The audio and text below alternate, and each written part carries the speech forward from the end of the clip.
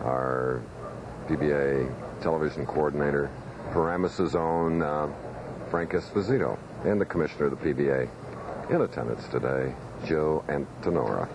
Anthony with a chance to increase his lead to 21 pins with another strike.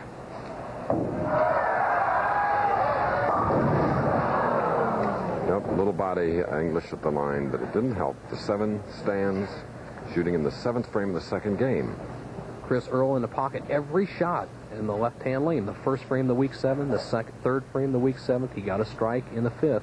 And then once again, the 7th frame where he could have really put the match in out of reach, he left another 7 pin. If he makes this, he'll only lead by 10. All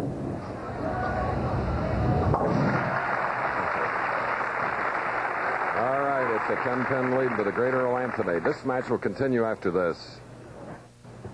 There's not an empty seat in the house at the Riviera Lanes. We're live. 17th Firestone Tournament of Champions. Earl Anthony won the first match, eliminating Mark Roth 221 to 192. Now he's against Windsor Locke's Pete Couture. Pete has a strike up. Oh, I love that one because that evens it up here at the Riviera Lanes as we go down and hear from Bo Burton. With me, the man who finished second in the National last year and second in the Firestone, bowled 2 great games and came away with no titles. Do you feel like you're jinxed, Gary? Well, Bo, you know the old saying, if you lead a horse to water enough, he's got to bring some back, and hopefully today I can take the Firestone home with me. Chris, this man bowls sensational in championship rounds. He should be tough today. Well, he knows about bowling and horses because his wife, Helene, who's here, has 6 quarter horse and Appaloosa horses with a brand new filly they're proud of. And Pete Couture, who finished 3rd overall, a field of 52, leaves the 10-pin he was shooting in the 8th frame. Let's watch it again. See, not quite as much an outside line.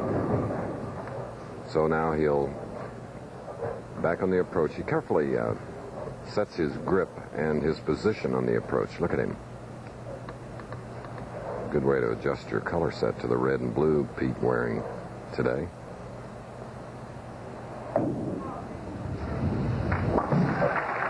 So it's 146 for the 7th, a spare in the 8th. And Anthony Brown is up, shooting in the 8th frame, a spare working for Earl, his second match of the afternoon.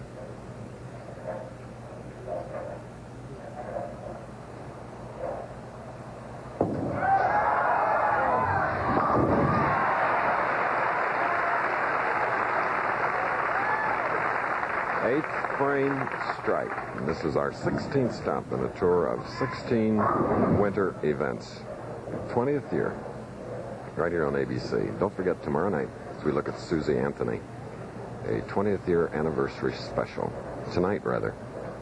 That is tonight, and it's 8 o'clock. Chris, I think you'll enjoy it. Coming down to the deciding frames, Anthony leads by 1. 9th frame could extend that lead to 11, right here at the Firestone.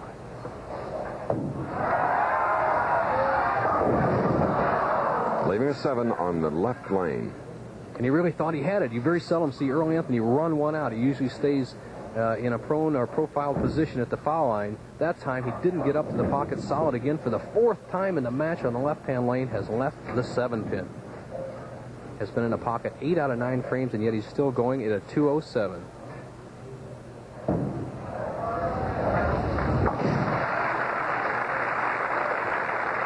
Match number 2 for Earl Anthony. And here comes the first big test for Pete Couture. He trails by 1. Would love to have this strike here in the 9th frame to set up the 10th frame. If Couture could strike the 9th, 10th, and 11th, he could actually shut out Anthony. He can be in the 220s. But if he doesn't strike the 9th, 10th, or 11th, we still have a possibility of a tie. And it's Couture, 35 years old, that opened with a double here. It's our second match. The winner to meet Gary Dickinson, and then winner of that semifinal to go against the tournament leader, 6 foot 6 inch, 259 pound Steve Cook.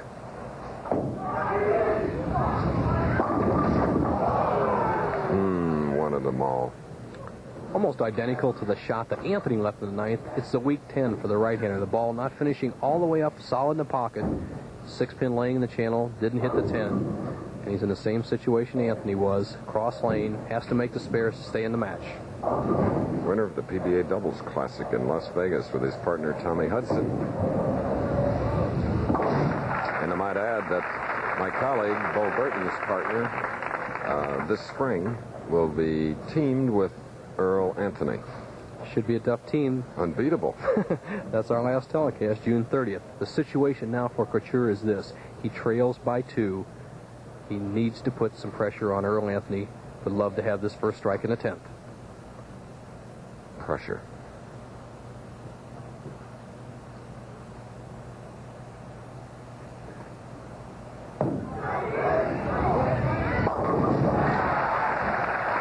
Oh, that pumped the adrenaline.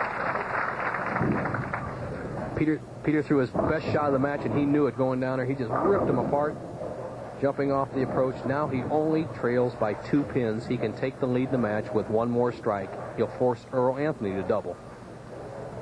Pete's father, Al Couture, a former boxer, has his name in the Guinness Book of World Records for the fastest knockout when he KO'd his opponent in 10.5 seconds in a 1946 bout.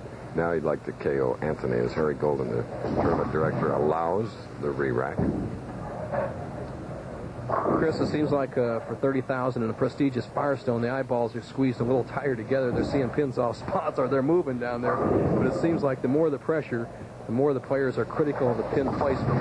Remember, there's a 1/4-inch variance allowed by the American Bowling Congress off the spot for each pin. Now, those pins were well within that tolerance, but in a crucial shot like this, Peter wants them exactly in perfect position. All right.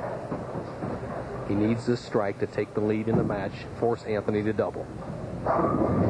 Anthony won the first match over Mark Roth, 221 to 192. The Tournament of Champions.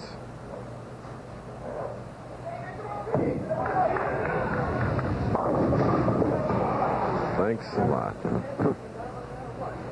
Peter yelling back at someone in the audience. On his way up to the foul line, somebody yelled out, and it disturbed his confidence. His shot, Chris, yes. He left the 2-8. He says it's only 30,000. He has to regain his composure. This match is not over. He only trails by 2 pin. If he makes this, it's important that he make this spare, keep the pressure on Earl Anthony. Unfortunate that it happened, but things like that in sports do happen. You have to overcome all the surroundings when you're in a match play situations. Peter Couture, unfortunately, affected twice in this game, once by a fan and once by the machine in the second frame.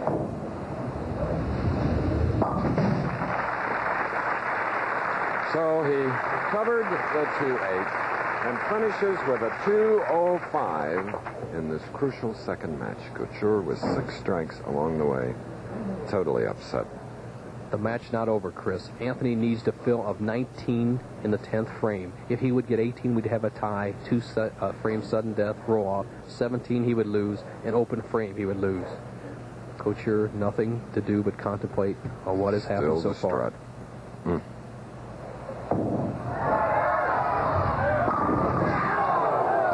Oh, a 9. Is almost justice. Couture would have been shut out if Earl Anthony had struck there. Earl Anthony now must make this and strike to win the match. We have a great possibility of a tie, initiating a 2-frame roll-off. Anthony needs the spare and a strike to win. And we've had roll-offs before in the Firestone Tournament of Champions, and here's a 9-pin. Looks so tiny down there. Great control. So, Bo, what a heavy shot coming up. Earl Anthony needs a strike to go on against Gary Dickinson. If he gets 9, we have a 2-frame sudden death roll-off, much like the 8th and 9th frame, 9th and 10th frame of a regulation game. If he gets 8 or less, Earl loses. So it's on the right lane, using about 3/4 of the approach as Couture can only watch. Here it is. It's a tie. Well, Earl can't believe it, and only 4 strikes in shooting a 205, and Couture matched it with a 205. So, Nelson, here we go. Chris, they go immediately into a tie break.